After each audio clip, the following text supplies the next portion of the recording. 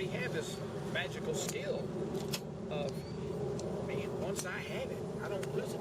I can copy. I have good copy skills. So what we need to do is substitute the search for the, it's almost like random. You do not have a system to help you find what you want to copy before your mistake. Right. Well, your first 3 putts were ridiculous. Yeah. One was here. Yeah. One was here and one was good. I mean, they weren't even close. And then I got the... Because you had no clue how hard to hit it. So you guessed short, you guessed long, and you guessed just right. But what if there was a process, even with the first 3 balls, that you would guess better? And that's what we need to implement into your system. Right. So I believe you should stop this. Because I don't think it's helping you. Right. It's something you did when you didn't know how hard to hit it. And there was evidence on the first 3 balls that it didn't help you guess right the first 3 balls. Right. So what I want you to do is hit an imaginary ball. Right. And ask yourself, if I'd really hit a ball with that, what do I think would have happened? Because when I'm here doing this, I'm not copying my real stroke. No, anyway, it's a waste of time. This is my... So I want you to actually do everything perfect, just like it was a real ball right there. Right. And you're gonna hit that imaginary ball and ask you, if I'd really hit a ball with the feedback of the power of that, what do I think would happen? So if I come in here and I go, oh, that's not going to get close to get there. Right. I know. Or if I come in here and I go, oh, well, that's way too hard. At least you didn't cost yourself a stroke. So you're gonna search with your practice stroke and make your, he says, so you're gonna come in here and I don't know if that's right, but I think it's pretty close. I'm going with that one. So pick your stroke in your practice stroke and then trust it. Trust it and just copy that. All right. And then one of 2 things would happen when you hit that first ball with the one that you chose. You can say, man, I hit that exactly the way I intended. I intended wrong. It's shorter or longer. It wasn't what I wanted. But I hit it the way I intended. Those are mistakes I don't mind. All right. So hit that imaginary ball and find the stroke that you think is perfect.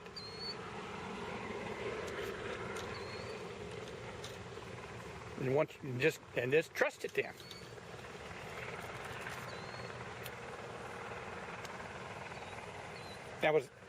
That's pretty. The 2 look fairly similar. They feel pretty much the same. Yeah, I think that's already I can. So I think you need to eliminate the wave. This doesn't. What the hell is that? Yeah, exactly.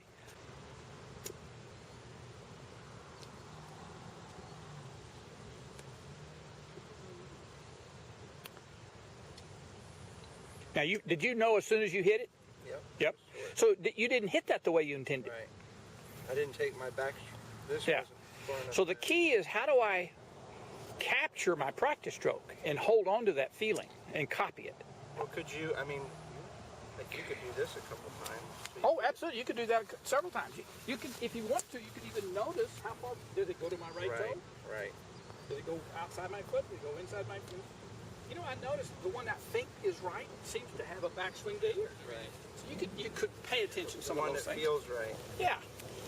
You're not trying to make every stroke go to there. You're just trying to notice what is. Now, you're not trying to make it that way. Right.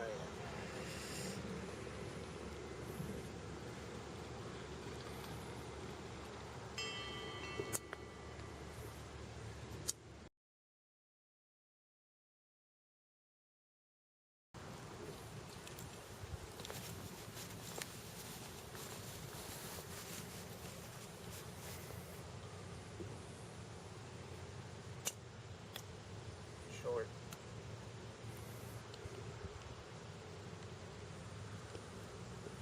I just didn't swing. Yeah, I like that positive. I want there to be that kind of contrast in speed between the speed of the backswing. I am not an advocate, I know a lot of teachers are, of the to almost try to have the same. I like more of a through the ball. I guarantee that we don't decel.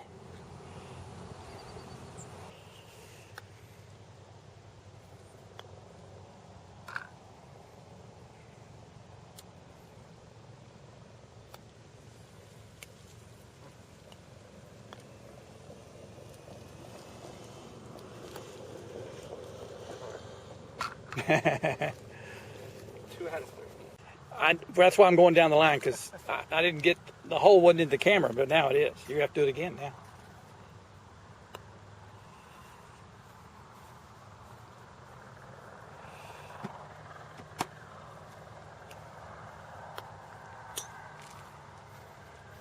Oh,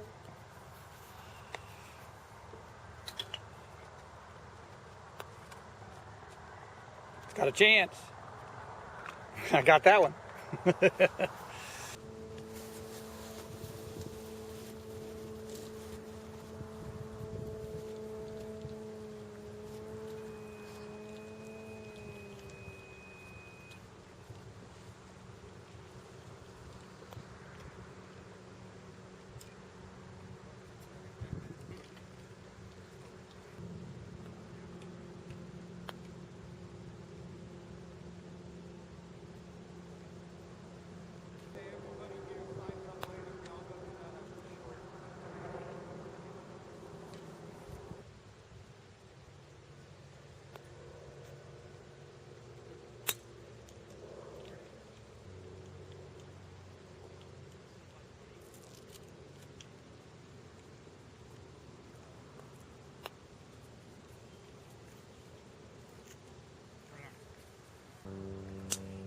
It's weird. I would think that I'm naked without it. I'm really not.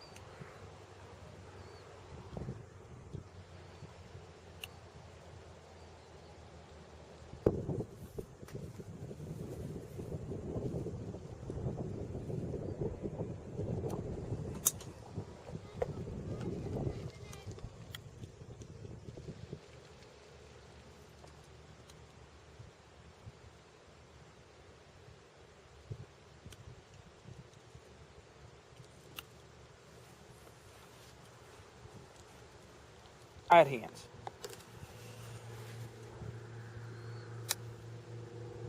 So you're just trying to capture the feeling of your elbow swing, forearm swing. Light grip pressure. You'll feel the club maybe wiggle a little bit, but it's not because of your wrist. There still can be a hit in there because of that firm flexibility in your fingers. There's still going to be a sense of a hit.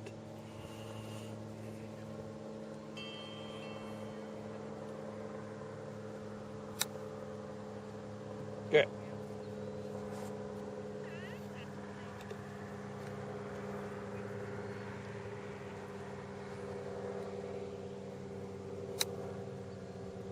Now just a little soft pitch. That's all that is. And it's simple. It's easy to repeat. Yeah. Take the wrist out of it, and it's not.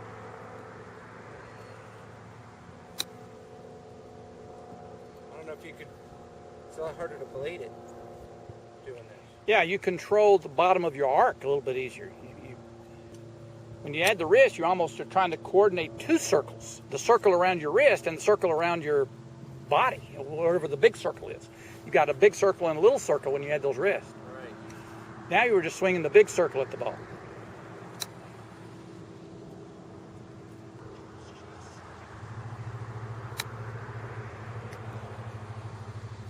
And these will release a little bit, but that's many times that's what you want. Right.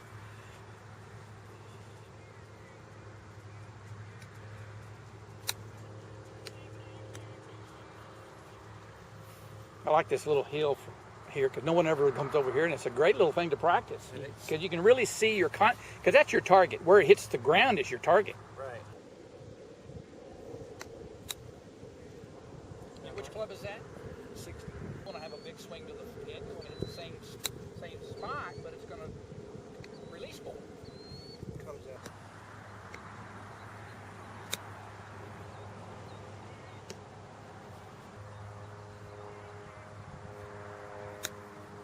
one thing I'm not doing that I was doing with the wristy hit is I was digging into the ground a lot. Yeah.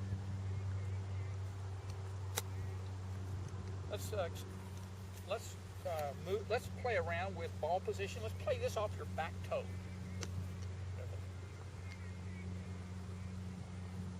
Kind of curious what I do. Okay, do a couple more of those. Sometimes Comes off lower. yeah, but you don't have to increase power to get it to go further. End up being further away from you. Hola.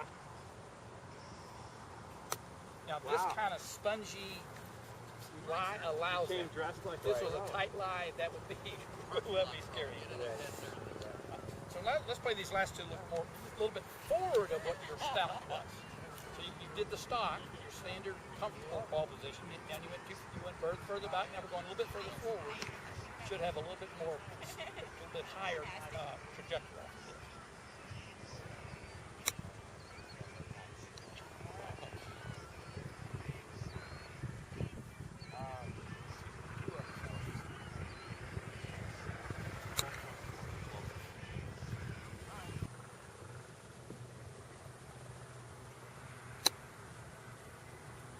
Need more.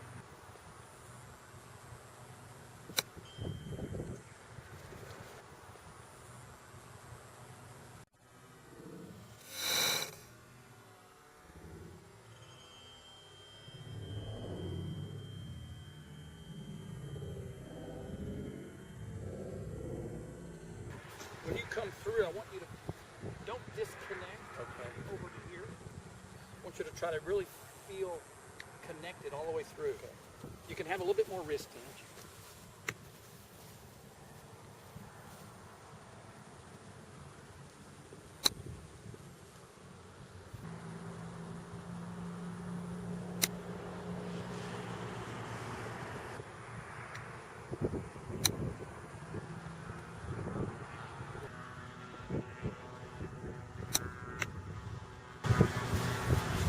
What I've seen on those last two, which is good, I'll phrase it this way.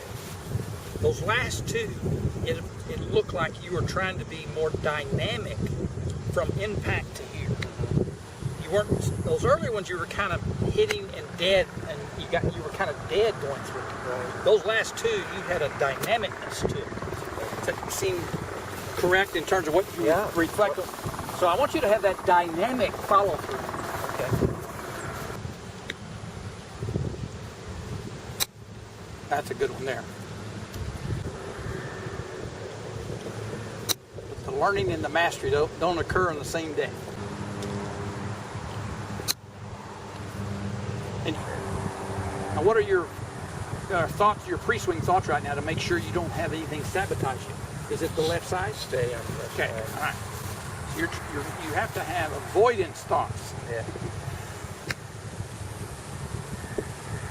And I like the way that you said that. Yeah. Your thought was a do thought, not a don't thought. You didn't say, I've got to make sure I don't go to my back foot. You said, I'm going to keep my weight on my front foot. And that's what you always want to have. You want a do thought, never a don't thought. Experience some of these. So it's a little more centered, but very stable.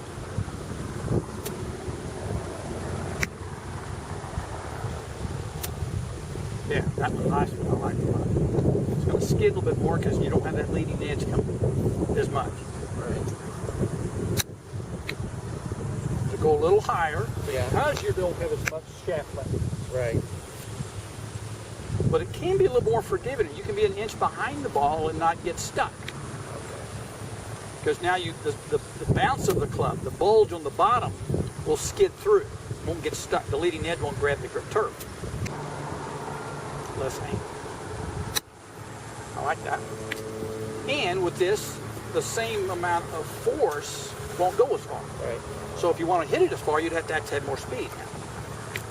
More speed with maybe just a little bit longer arm swing or faster chest swing.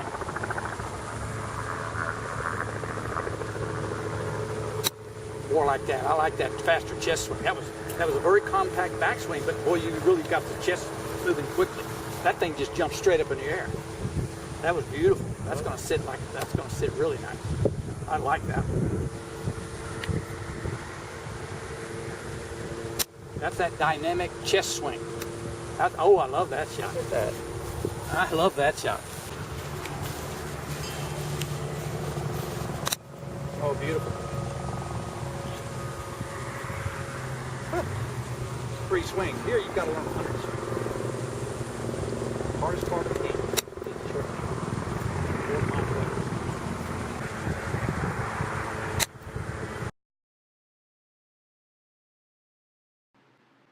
Okay, Todd, you're going to look at your setup for the 2 shots that you worked on, and you want to use both shots when appropriate. On the left was the standard basic shot where your hands are forward, you have a little bit more shaft lean, your weight is more on the left side. You can see how the shaft is angled here, your legs are angled more, hands are right in front of your left thigh. And then on the right, we worked on a setup where your vertical shaft and you're more evenly balanced, only slightly more weight on your left foot, but not as much as the basic setup. The setup on the right allows you to use the bounce of the wedge instead of the leading edge of the wedge, and so it's a little bit more forgiving. It'll skid under the ball a little bit better. I don't want you to exclusively use one or the other. I want you to learn both, and then with your practice, learn when it's appropriate to use which one.